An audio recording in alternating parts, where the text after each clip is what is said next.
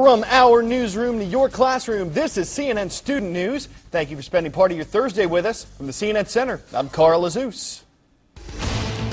First up, U.S. economy just can't seem to catch a break as Wall Street limps through a $1 trillion loss this week alone. Things have been brutal for the Dow Jones average, which indicates how the overall market is doing. It's dropped about 7% over the past 3 days. That's terrible. Among the companies that have been hit hard by the struggling economy, U.S. auto industry's big three. Those include GM, Ford, and Daimler Chrysler. As Gary Tuchman explains, there's a controversy brewing over whether the federal government should help out.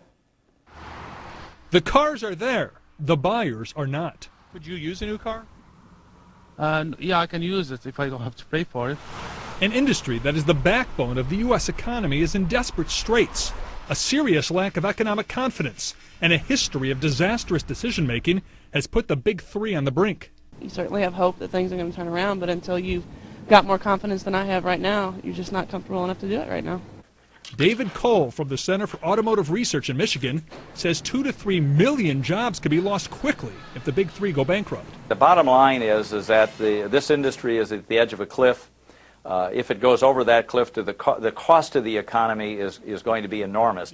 Democratic congressional leaders are pushing for a lame duck session to try to pass legislation to make automakers eligible for help under the already passed $700 billion bailout measure. So far, the Bush administration has resisted the idea.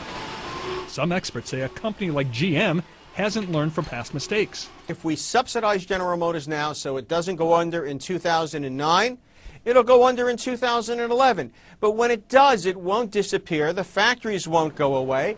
It'll go through bankruptcy reorganization, and a new company will emerge that makes the same cars but with much lower costs and much better competitive prospects.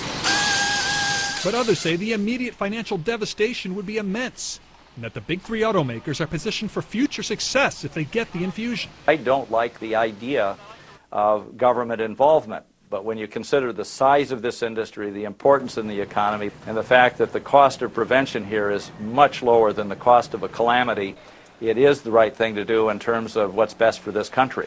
This will give you an idea of what this industry is going through. I decided to visit a well-known GM Chevy dealer here in Atlanta that has a great reputation for customer service. But when we got here, the security guard said we couldn't park. I asked her why, and she said the dealer has gone out of business. It is absolutely a special case, and it has been for a long, long time in our economy. The automobile industry is not a special case, any more than the steel industry or the airline industry were a special case. A 180-degree difference of opinion, but all agree that right now, business stinks. Gary Tuchman, CNN, Atlanta. One Senate aide says that giving government help to automakers could be the start of a slippery slope. But a congressman says that if the industry goes under, the consequences might be felt across the entire economy. Elaine Keano examines how the White House might act. If Congress crafts legislation to rescue financially troubled U.S. automakers, will President Bush sign it? Too early to tell, say aides, but from the Bush administration's perspective, one thing is clear. The state of the automakers right now is not the President of the United States' fault. But as Congress looks at possibly giving Detroit a chunk of the $700 billion under the bailout plan, Treasury Secretary Henry Paulson announced a significant shift in the program. When we went to Congress, illiquid assets looked like the way to go. As the situation worsened, the facts change. Originally sold to Congress as a way to take troubled assets off banks' books, Paulson said he'd changed his mind. I will never apologize for changing an approach or strategy when the facts change. Paulson said he no longer thinks the government buying up bad mortgage-related debt would be effective. Why consumers should care about this is because once the government owned these troubled mortgages, they would be able to modify the loans, in a much easier way, in a much more streamlined way. And now they can't do that because they're not planning to buy any mortgages. Instead, the bailout money so far has been set aside to buy shares in banks, $250 billion. $40 billion to AIG and $60 billion yet to be committed, leaving the remaining $350 billion for future use. Time for a shout out. How many justices are there on the U.S. Supreme Court? If you think you know it, shout it out. Is it 5, 7, 9, or 12? You've got 3 seconds. Go!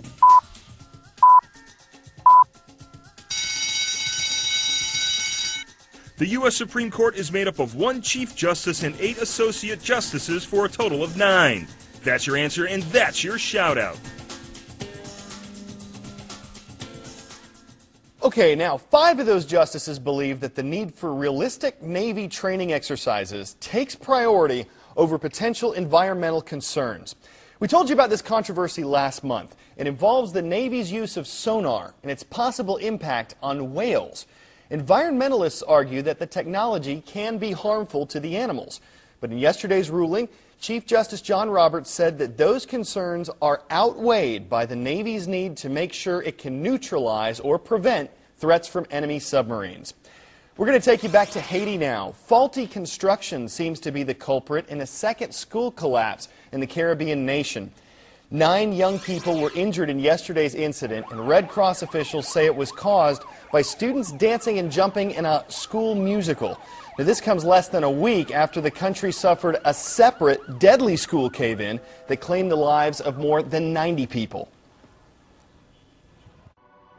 A word to the wise: synapse, a point where a nerve impulse passes from one neuron to another.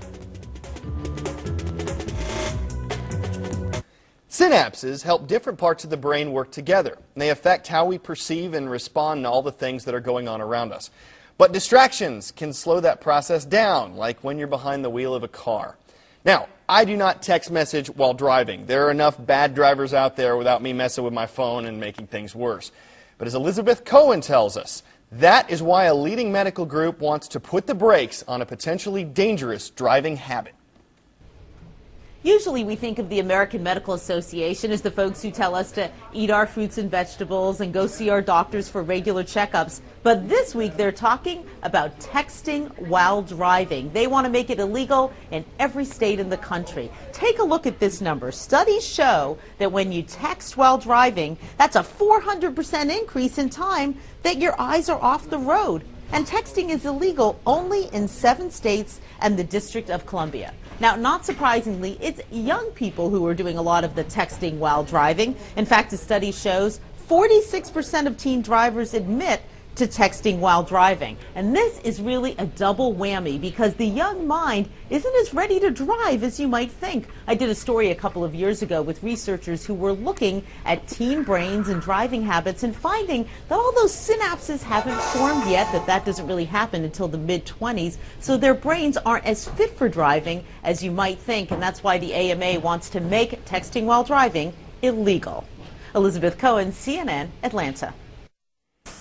Get a jump on stories like this, any stories we're covering in our program, by making sure you're signed up for our daily email. It includes links to our show-specific maps, to our blog, how to send us an iReport, and any special topics that might be on the horizon. Sign up today at cnnstudentnews.com. And before we go today, we have for you a football team's lyrical good luck charm. You down the field. See, you must win. Fight, fight, fight, fight, fight. Okay, besides the fight part, you might not understand what Mia's saying. I know I couldn't. But University of Colorado football fans do. It is their school's fight song. Mia's parents taught their alma mater's anthem to their 2-year-old daughter, and her rendition has the team on a roll. Every time the stadium plays her video before kickoff, the team wins. She's going to be singing on the big screen before this weekend's game, but her parents say, oh, there's no pressure. Well, a couple more notes for you before we leave. If you think you can do better than Mia, I think you can do better than Mia. Here is your chance. Send us an iReport performance of your high school fight song. You can find out how at our website. Meanwhile, there's a full moon tonight. We hope you enjoy it, and we will look forward to seeing you again tomorrow.